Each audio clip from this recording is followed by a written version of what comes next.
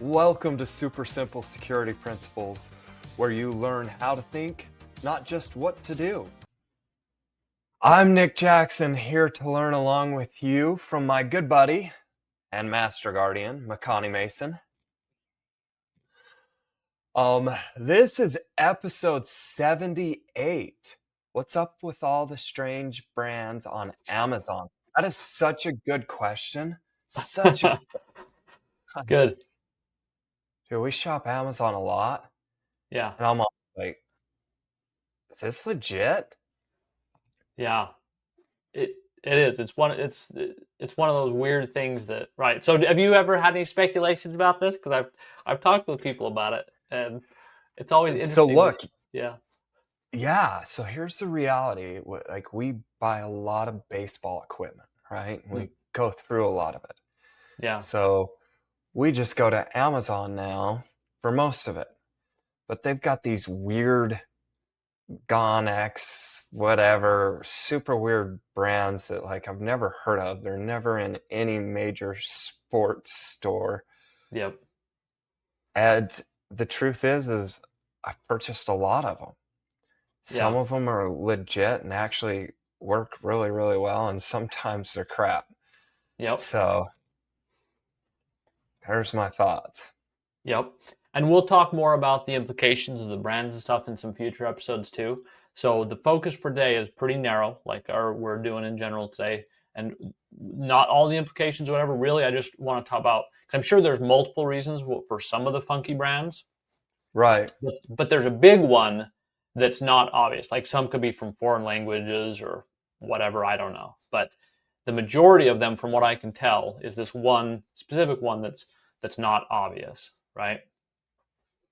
So obviously you're familiar, and I'm guessing most people who shop on Amazon are very familiar, but I wanted to share one example just in case anybody's not. I searched for some juggling balls recently. Okay. So just to give you a sample of the ones I found on there, there's Duncan, which is a well-known toy brand. That's the one in the whole list that's not funky.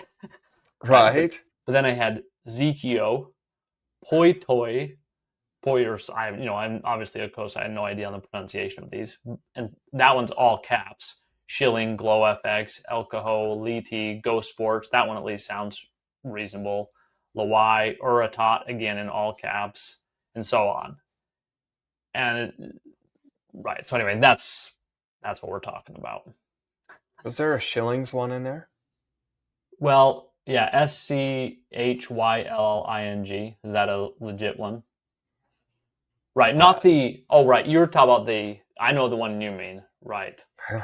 Right, that's actually a legit, normal, recognizable brand. Yeah. I was Okay. just curious, but no, I haven't heard of that. Okay.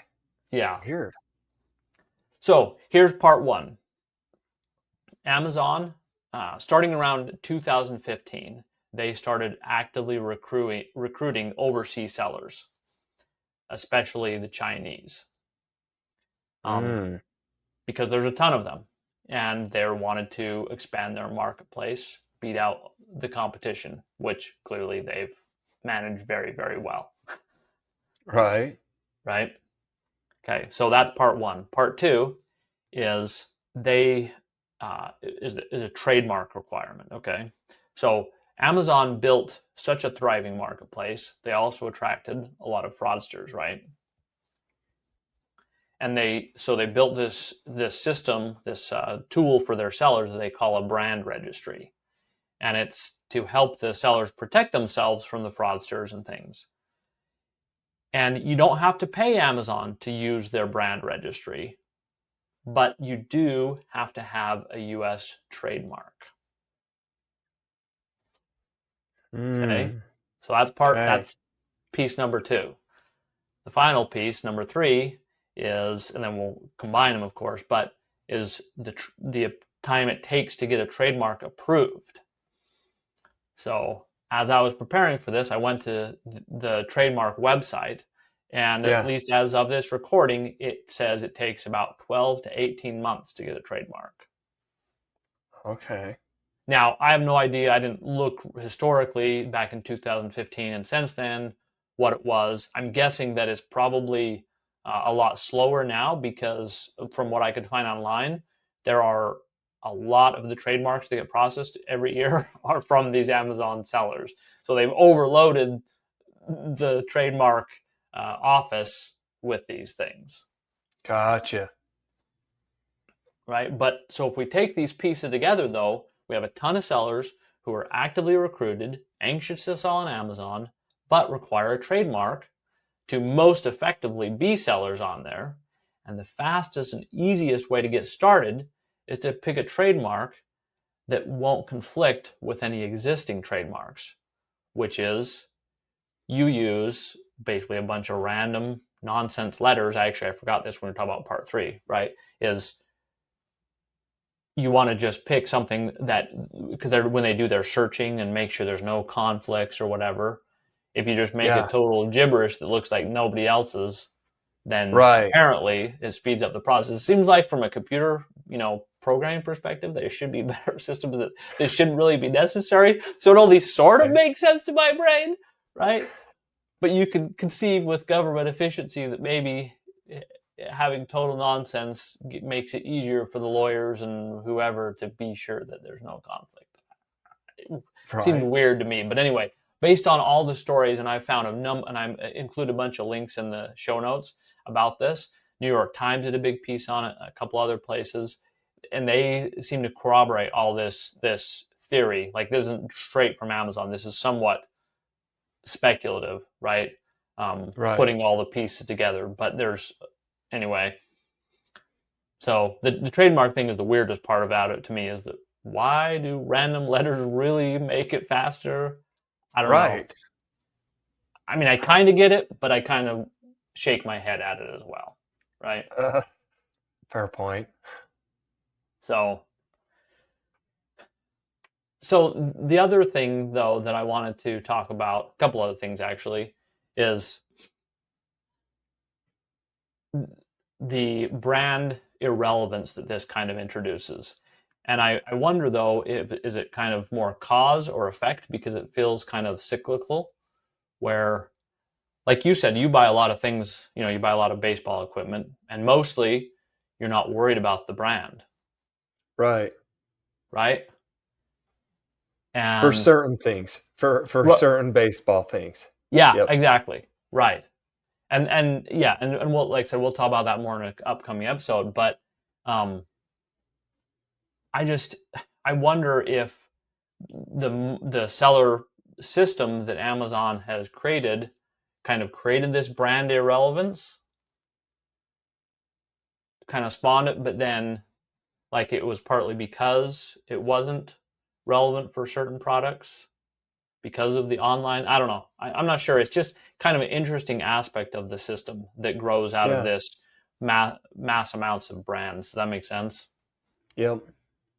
And I think it's important to recognize that, like, there's just a lot of implications for every American, because Amazon is just so big, of this kind of all the funky brands, the brand irrelevance, the Chinese sellers, and just so many implications from this.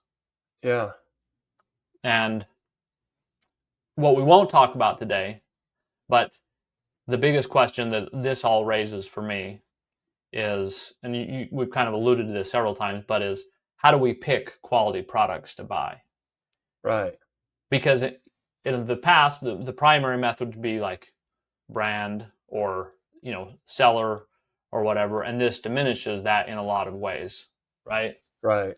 And even though Amazon is really good in a lot of ways, it's still very easy, as you know, to end up buying junk from Amazon. Yep. So we're going to be looking at some questions in future episodes on how to try to help mitigate that. But anyway, that's all. That's where I want to end for today. Awesome. Awesome. So, what's your takeaway for today, Nick? Okay. So, all these strange brands that you're seeing, Yeah, you know, uh, there's implications to using Amazon and all the resources there. That's what I'll say.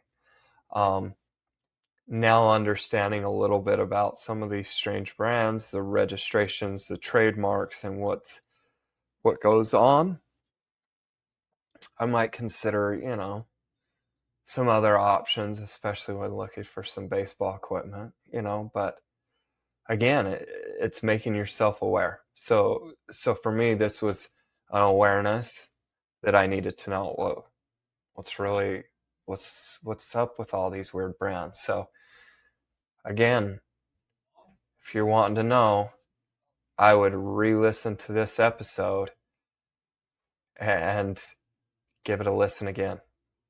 Good job. Yeah, thank you. Well, and the way I'll sum up my thoughts is that if you depend on a system like Amazon, you see strange things in that system, like these funky brands, take time to investigate, Yeah. because there's going to be a reason and it's going to be impactful. And the scope of that impact, and if it's good or bad or all those things, that's a much, much bigger question than this episode can encompass. But just make time to understand the systems that matter to you, that impact your life. And Amazon is one of those for most of us, for good or bad. Yeah, absolutely. I like it.